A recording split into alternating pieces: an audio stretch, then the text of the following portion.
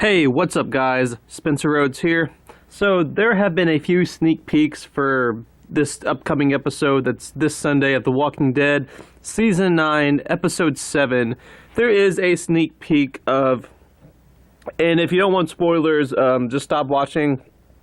Or if you want to go watch that sneak peek, go ahead and do that. This is a non-spoiler channel, but I have decided to cover a sneak peek. Not really a spoiler, it's official, it's a release thing from AMC. They like to do the sneak peeks a lot. Like they'll release like 3 sneak peeks of an episode, and they'll be like 2 minutes each. Basically a big chunk of the episode. But I mean, if I feel like I want to cover it, cover what's in the sneak peeks, I might do that occasionally, because really it's not a spoiler. I mean, that's their decision. Other channels are going to cover the sneak peeks, so it kind of puts me at a disadvantage if I choose to avoid them all the time. Sometimes I might not. There's some episodes already that I didn't watch the sneak peeks because I didn't want I didn't want anything spoiled for me. I just wanted to experience the episode, watch the episode as is without knowing any parts, But I did watch this sneak peek, and like I said, if you want to go and watch it, I believe it's The Walking Dead Season 9, Episode 7, Sneak Peek number 3. It's number 3. So if you want to go ahead and watch that before you watch this video, go right ahead. You won't hurt my feelings, or whatever you need to do. If you don't want to watch this at all, this is just a fair warning. I'm covering a sneak peek. But all right, 3, 2, 1. Okay, so this sneak peek, it has Aaron and Jesus talking to each other about like how important it is for the fair to happen, and to how it'll bring the communities together. And they briefly mention Maggie, and before Aaron can even continue to talk about Maggie, there's a flare that goes up in the sky, whatever it's called, flare, firework. It's like a flare, yeah. And then they run to it, and they see Rosita laying against a tree. Her head is bleeding. She's injured. She's unconscious. Aaron goes up to her, and she regains consciousness, and he asks her about Eugene, and she says that he stayed behind. And Jesus says that they need to take her to safety and have her get looked at, and that Eugene just has to stay where he is for the night.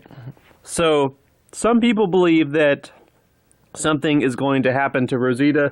Rosita is going to die or something, but she's not.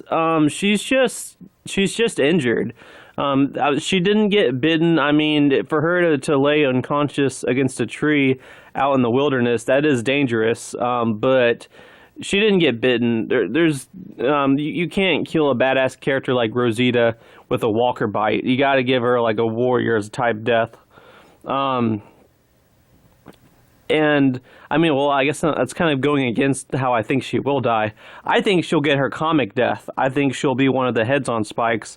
But the only tricky thing about that is that, Rosita is a warrior. She is badass. She is one of those characters like Glenn, who is just, their character on the TV show was 10, 20 times better than their character in the comic. Abraham too. Abraham was pretty good in the comic, but Michael Cudlitz just brought so much to that character.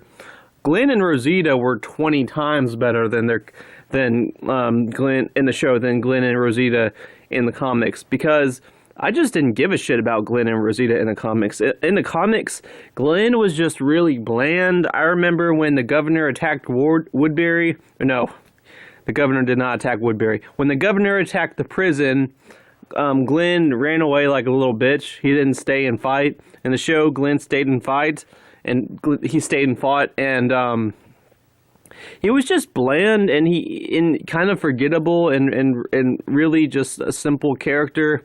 He wasn't that interesting. In the show, I feel like Stephen Yeun just brought a lot more. And Rosita just never really talked in the comics.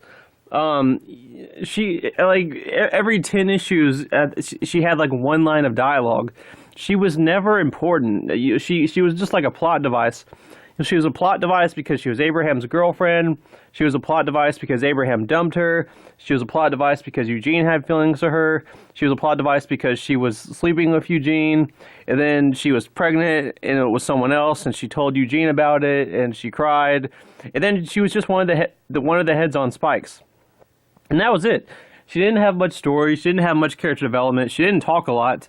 Rosita in the TV show has gotten a lot of screen time, a lot of dialogue. Pretty much after like the first half of season 6, she started to get more material. Once Abraham dumped her, she was kind of more of a dark character and had a lot of dialogue. It had a lot of scenes. And in season 7, she got a lot of screen time. She got more screen time than most characters. I believe she got as much screen time as Rick did. She had a very big story arc in season 7, just being angry and wanting revenge. Season 8, she had a smaller role, but it was still good. Season 9, she's had a fairly decent part. But just like, she's just more likable, more badass, more interesting, more sympathetic. You actually like her in the TV show. Did anyone like Rosita in the comics? Like, what did she do to make her likable? She was bitchy to everyone. Name one character that Rosita was nice to in the comics, besides Abraham. She was only nice to Abraham because he was her boyfriend. Everyone else she was like a bitch to. And she didn't even talk much, but when she did talk, she had like a bitchy attitude. She was just like mean to other people. Like, Rosita's not like that in the TV show. Like, she's sympathetic. You feel sorry for her when she's on this destructive path and she wants to kill Negan and she wants revenge and she's reckless. You feel for her. Like, Christian Serratos is just one of the most underrated actresses on The Walking Dead. Her performance is just so good. I mean, not only is she like one of the most beautiful people on the planet, but she's also a really good actress. Like, her performance is just great. And, if she does get her comic death, which is one of the heads on spikes, I mean, it would be more tragic than the comics. It would be like a sad scene. I think maybe what they could do, because she is a warrior, she is a badass, they could show the heads on spikes, and then in the next episode we could get a flashback that actually shows Rosita die. Like, she gets surrounded by whisperers. She takes out a knife and fights, and maybe she kills like 5 of them, and then she finally gets like stabbed through the back or something, and then she gets decapitated. Like, she doesn't just go out like a bitch, because I mean, you can't really do that with a strong badass warrior character like her. I mean, I know characters like Carl were warriors, but he had a dramatic enough death. Abraham had a dramatic enough death. He kind of sacrificed himself. He made Negan look at him. He gave those big last words to Negan and everything. It wasn't off screen. So I do believe that Rosita won't die until the head's on the spikes, and she will be one of them. But because of how much of a badass she is and how much of a warrior she is, she can't quite get an off-screen death. So I think that after the episode where we get the heads on spikes, which I believe will be the season 9 finale, we will get the season 10 premiere, and we will get a flashback of Rosita's death. Like I said, she gets surrounded by whisperers. She goes out fighting. She kills like 5 of them. They really struggle to kill her. And then finally one of them kills her and decapitates her. That way Rosita doesn't technically get an on-screen death. We just get her head on the spike as the reveal that she is dead. Then we get a flashback showing it, because I just think you need that with her character, because she's more badass, more sympathetic, and we need to see her get killed. You can still put her head on the spike, but if they do it like I said, it could still work. And that way, it's kind of like the best of both worlds. She doesn't get an off-screen death, but she also her head on the spike is revealed the same way that's revealed in the comics, where one second you don't even know she's dead, the next second, holy shit, you know? So I think they could do it that way. But as for this episode, as for this sneak peek, no, she's not gonna die. She'll be okay. You know, her head's bleeding and she's injured, but I don't think she's gonna die. I mean, if you just look at her, if you look at her face, she's not. She doesn't look like she got bitten by a walker. She doesn't look like she's mortally wounded. She looks like maybe she's exhausted, maybe she's thirsty, maybe she spent hours running on her own. You know, maybe she was just getting chased by the Whisperers. Maybe she got into a fight and she barely got out of it. But she's not dying. She's just exhausted. Maybe like needing something to drink. You know, I think she's just injured, exhausted, tired, but she's not going to die in this episode.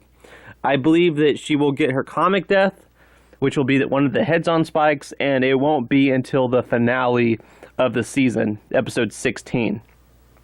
Anyway, that's all I got for this video. Let me know what you think in the comments below. Don't be shy. Hit that like and subscribe. I'm not going anywhere. I make 1 to 2 Walking Dead videos per day, so please hit that subscribe button. Anyway, with all that said, I am Spencer Rhodes, and I will see you guys later. Bye.